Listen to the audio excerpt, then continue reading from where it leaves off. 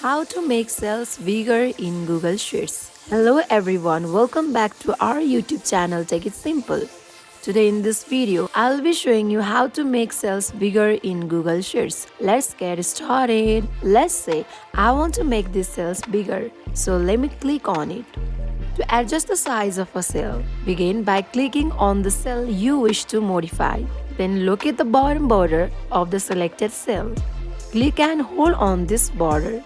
And while holding down the mouse button, drag the border either upward to increase the cell size or downward to decrease it.